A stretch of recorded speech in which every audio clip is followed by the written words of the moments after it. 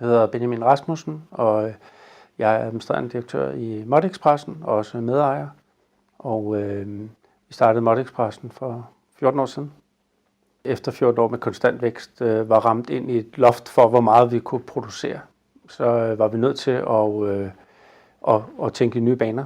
Alle har behov for måtter, så det er der ingen tvivl om. Men vi ser også et marked, som er presset på flere fronter. Noget er ergonomi. Vi ser jo Arbejdstilsyn og fagforeninger gå mere og mere op i at få fjernet meget hårde manuelle processer.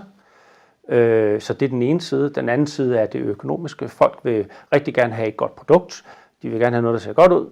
Men de vil også bare gerne kunne betale det, som er konkurrencemæssigt forsvarligt. De vil ikke ud og betale en skyhøj pris for tingene. Så der er også en økonomi ind over det.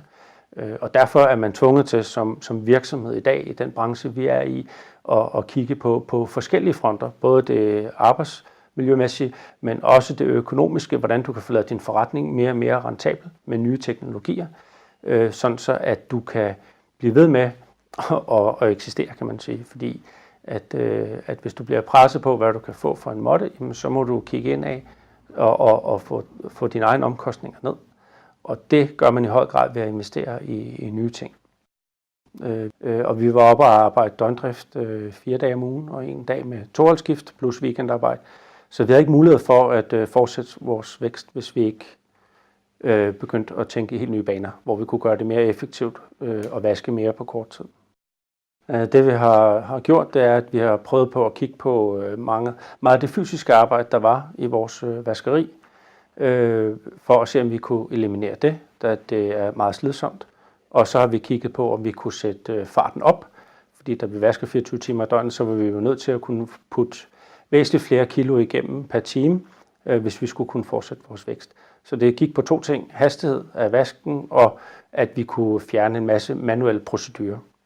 Og så som altid vil man jo som virksomhedsejer kigge på, om man kan gøre det på en måde, som også er rentabel, så man får en hurtig payback på den investering, man foretager sig i den forbindelse.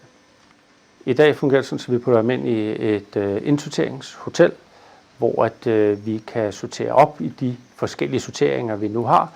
For os er det meget i nylon og i bomuld. Vi kan køre de 2 sorteringer ind i et hotel, som kan buffe, for det tager ikke ret lang tid at sortere måtterne. Putte ind i en stor buffer, hvor vi så har til cirka en times buffer, inden det er tømt ud op til vasketunnelen. Den kan så selv finde ud af at parre personerne i det, som vi har behov for i den anden ende til tørring og til lær. Og den kan hele tiden sørge for, at den tager det ældste først, så vi hele tiden kommer i bund. Så hvis vi har mange logomotter, som vi har i vores produktion, så sørger den også for, at de kommer ud hurtigt til pakningen igen. Når vi kører en portion ind i hotellet, så sørger den jo selv for at fylde vaskemaskinen efterfølgende. Det foregår helt automatisk. Vores taktid er 4 minutter i de 7 kamre, vi har. Og så ryger det ud til en centrifuge 4 minutter, og så har vi så tørtiden, som kan variere fra nylon til bomuld. Så fra vi indsorterer til vi udsorterer, går der en lille halv time fra start op, til at der begynder at komme portion ud. Men så kommer der så 110-120 kilo ud i hver 4 minut. Tørretumlerne tømmer selv ud på et bånd, som registrerer, at der kommer noget fra tørretumlerne, og herfra begynder vi at køre det over til en karusel, så vi kan buffe op. Og der har vi et par procedurer. Dels så har vi jo nogle bånd, som ligesom kører nogle hop, for at få splittet bunkerne en lille smule ad. Og derfra så dumper vi også højt ned til karusellen, også igen for at få spredt måtterne ud, fordi ved karusellen kører, og måtterne er blevet spredt lidt ud, så får vi nogle måtter, som ligger jævnt fordelt på karusellen, og som er nemt for vores folk at tage, og så putte op på en rullemaskine efterfølgende. Og der bruger vi jeres rullemaskiner til at få rullet måtterne op, og der har vi jo en rullemaskine, som måler længden og bredden, og sorterer dem ud i de grove størrelser på et eftersorteringsbånd. Sådan så at vi kan have buer med de aktuelle måtter stående tæt på, og vi også mindsker, hvor meget folk skal rende rundt på lageret. Det har gjort,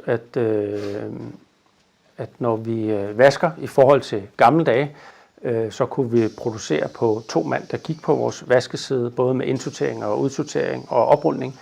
Der gik der 2 mand, og de vaskede omkring 500-600 kilo i timen.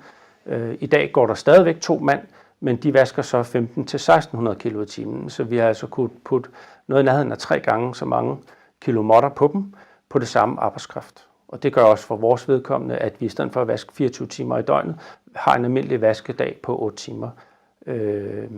Og det har også gjort, at vi har kunnet spare 2/3 af vores personale på vaskesiden. Vi har forsigtigt kalkuleret med, at vi har en payback-tid på 8 år, men jeg er sikker på, at den er noget hurtigere. Men vi har også måttet sætte den efter, at den omsætning, vi havde i dag, og der vi vækster 4-5% hver eneste år, så vil vi af den vej få en hurtigere payback-tid. Men se på, hvis vi bare havde den nuværende omsætning, og vi ikke vækstede mere, så ville det være en payback-tid på 8 år. Og det er i forhold til besparelse på mandskab, meget selvfølgelig, vil vi have sparet arbejdskraft, og så er det på gas og el og vand, som vi også sparer på. Vi har jo måttet skære en del i vores vaskeripersonale. Det kan selvfølgelig have en udfordring, men dem, der er her stadigvæk, de ser jo så til gengæld frem mod, at de ikke har det slidsomme procedure.